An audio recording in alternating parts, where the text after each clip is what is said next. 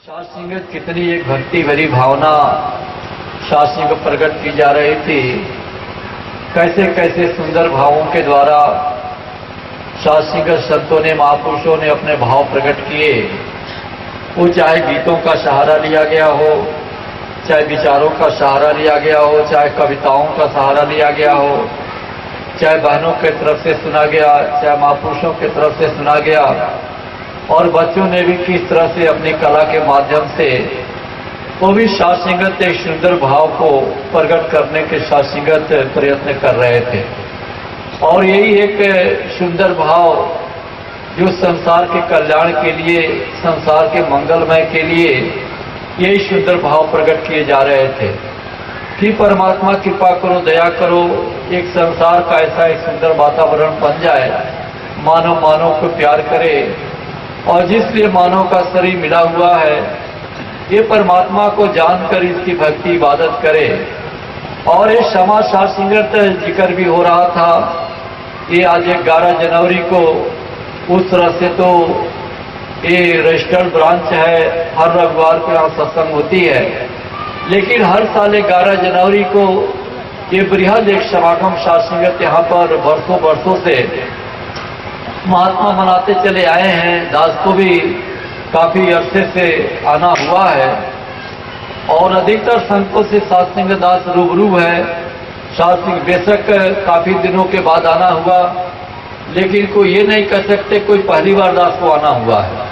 अनेकों दफा इस समागम में भी आना हुआ है और अनेकों दफा अगल बगल के गांवों में, अगल बगल के ब्रांचों में भी दास का आना हुआ है।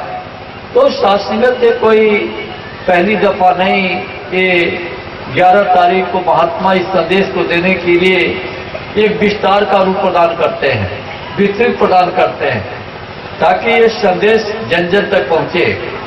और कहां कहां से शास्त्रीगत कितना एक सुंदर रूप पूज्य आजाद जी का भी जिक्र हो रहा था।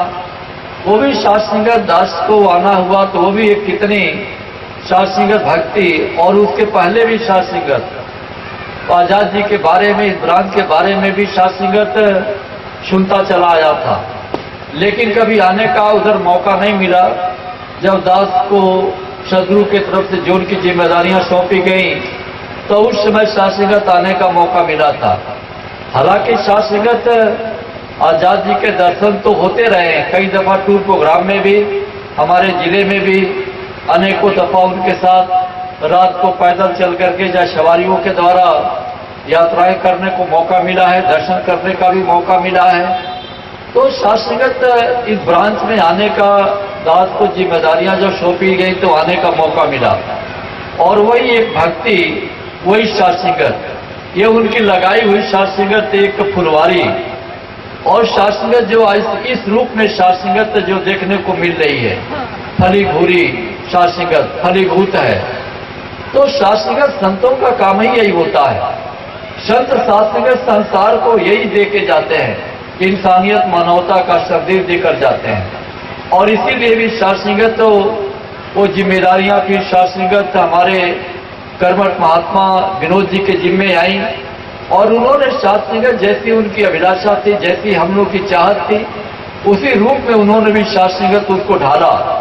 और ये जीता जागता आज एक विशाल मानव परिवार इस बात का गवाही दे रहा है कि शास्त्रीगत ये इंसानियत मानवता का संदेश शास्त्र निश्चित रूप से हर दिलों में प्रवाहित हो रहा है। इस शास्त्रीगत यही संदेश, यही पैगाम महात्मा जिक्र भी हो रहा था। ऐसे कोई शब्द नहीं, ये तो शास्त्रीगत समागम है, ये संतों की महफिल है, ये शास्त्रीगत संतों का, शास्त्र फकीरों का शास्त्रीगत एक जलसा है। यहाँ सबने शास्त्रीगत आशीर्वाद लेना होता है, चाहे कोई बैठ के आशीर्वाद ले, चाहे कुर्सी पर आशीर्वाद लेने का मौका मिले, चाहे जमीन पर बैठ कर आशीर्वाद लेने का मौका मिले।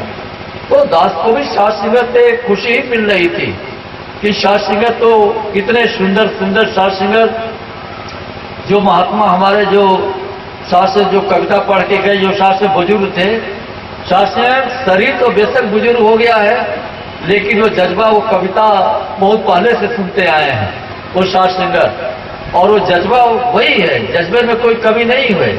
कोई इंसानियत तो मानवता को, रुतबा को बुलंद करने वाला वो शास्त्रीगत तो जज्बे, और ये जज्बा ही है जो शास्त्रीगत यहाँ पर ये दिखाई दे रहा है। और यही एक संदेश, यही है पैगाम। ये शास्त्रीगत आज कृपा है कि आज दास को जानकारी भी हुई, पता भी है।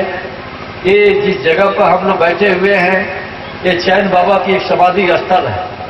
और इस समाधि स्थल शास्त्र निश्चित रूप से जब शरीर करके शास्त्रीगत वो रहे होंगे तो उन्होंने भी शास्त्रीगत एक भक्ति, एक इंसानियत, एक मानवता का ही शास्त्रीगत पूरे जीवन में काम किया होगा। और उसी के कारण शास्त्रीगत आज समाधि स्थल बना हुआ है और लाखों लाखों लोग शास्त्रीगत यहाँ पर बलिया के लोग चाहे और जगह के लोग आते हैं। और आने के बाद उनके नमस्कार, बंदगी, प्रसाद जो भी है शास्त्रीगत, तो शरीर तो बेशक शास्त्रीगत उनका नहीं है, लेकिन नाम तो अब भी अमर है, नाम तो शास्त्रीगत है, इसमें कोई दो राय नहीं। तो शास्त्रीगत कहने का भाव, जिस रास्तों पर शास्त्रीगत तो अपने संदेश को देते रहे, संसार तक पहुंचाते रहे, चाहे भगवान राम जी का मंदिर है, चाहे माता सीता जी का मंदिर, चाहे कोई भी संदेश, वही संदेश आज यहाँ भी शास्त्रीगत निरंकारी मिशन के द्वारा शास्त्रीगत सारे संत महात्मा दे रहे हैं। ये मिशन कोई धर्म नहीं, कोई संप्रदाय नहीं, अनेकों दफा शास्त्रीगत कानों में आवाज पहुंचाई जाती रही है, लेकिन बार बार इसको दोहराना पड़ता है कि इंसान शास्त्रीगत जानने के बाद भी, अभी हमारे संयोजक महात्मा भी तो यही जिक्र कर रहे थे कि जानने के बाद भी इंसान शास्त्रीगत वही दशा हो जाती है कि सूरज निकला हुआ है और हम अपनी आंखों को खुद बंद कर लें और कहें कि नहीं, सूरज नहीं निकला हुआ है। कैसे आप कह रहे हो कि सूरज निकला हुआ है, मैं तो नहीं देख रहा हूं। तो फिर क्या कहा जाए, सूरज तो निकला हुआ है, लेकिन हम ही ने अपने आंखों पर शास्त्रीगत बंद कर लिया है। तो उसी तरह से शास्त्रीगत से संदेश भी शास्त्रीगत दोहराना पड़ता है, बार बार दोहराना पड़ता है, इसलिए कि शास्त्रीगत उसकी पुनरावृत्ति होती रहे, इंसान उसको भूल न जाए। तो वही संदेश जो युगों युगों से संत महात्मा देते चले आए, शास्त्रीगत चाहे कोई भी युग रहा हो, चाहे सतयुग रहा, द्वापर युग रहा, चाहे त्रेता युग रहा, चाहे भगवान राम जी रहे, चाहे किशन महाराज जी रहे, चाहे हजरत मोहम्मद साहब जी, चाहे गुरु नानक देव जी, चाहे प्रभु ईसा मसीह जी, या और भी शास्त्रीगत संत रोमर तुलसीदास जी, कबीरदास जी, अनेकों अनेकों संत महात्मा वली पीर पैगंबर जो संदेश को देते चले आए, आज उसी संदेशों को शास्त्र निरंकारी मिशन के द्वारा शास्त्रीगत बताने का यत्न किया जा रहा है। मन में प्रश्न होना शास्त्र में स्वाभाविक उठता है कि भाई उस संदेशों को तो मैं सुन भी रहा हूं, पढ़ भी रहा हूं, जानता भी हूं धार्मिक ग्रंथों के माध्यम से, लेकिन संदेशों को पढ़ना और सुनना और उस पर अमल करना, दोनों में शास्त्रीगत जमीन आसमान का अंतर है।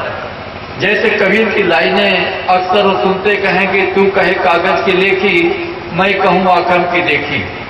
वो शास्त्रीगत इंसान जो कागज में जो लिखा हुआ है, जो ग्रंथों में लिखा हुआ है, उसको पढ़ के सुना रहा है। कबीर कहते हैं कि मैं कहूं आखन की देखी, तो आप खुद ही अंदाजा लगा सकते हैं कि दोनों में कितना अंतर है। जो कागज में लिखा हुआ है वो शास्त्रीगत किसी और की ओपिनियन है, और मैं जो अपनी आंखों को देख रहा हूं, अपनी आंखों से मेरा दिल जो अनुभव कर रहा है, मेरा मन जो अनुभव कर रहा है, इसको तो मैं नहीं झुटला सकता, कोई नहीं झुटला सकता। तो वही कबीर कहते हैं कि मैं कहूं आखन की देखी। तो यहां पर जो जिक्र हो रहा है, कोई पठन पाठन का जिक्र नहीं हो रहा है, कोई शास्त्रीगत रामचरितमानस की चौपाइयां या और उसका जिक्र नहीं हो रहा है, ये शास्त्रीय मूल का जिक्र हो रहा है। रहीमन सींचो मूल को फूले फले अघाए। एक मूल, एक वृक्ष है, तो वृक्ष के पत्तों पर अगर खाद पानी देंगे तो शास्त्रीगत कहाँ काम करेगा। गेहूं की फसल लगी हुई है तो कोई उसके पत्तों पर खाद पानी तो नहीं देता है, खाद पानी जड़ में देना होता है। तो उसी तरह से कहते हैं कि मूल, ये मूल है। ये मूल क्या है? मूल यही इंसानियत, मानवता, रूहानियत, इंसानियत, ये परमात्मा को जानना, हमें आपको जानना, मैं कौन हूं, मैं कहां से आया हूं, कहां जाना है, मेरा आने का उद्देश्य क्या है, ये मूल है। तो यहां पर मूल की बात कही जा रही है। अक्सर होता क्या है कि कथा कहानियों में मूल दब करके रह जाता है, क्योंकि कथा कहानियों का कोई अंत नहीं है। एक जगह से शुरू करिए तो शास्त्र कथा कहानियां तो कई कई दिन साथ संगत चलती चली जाएंगी, उसका कोई अंत नहीं है। लेकिन जो उसका भाव जो निकल करके आना है, वो कथा कहानियों में शास्त्र को दब करके रह जाता है।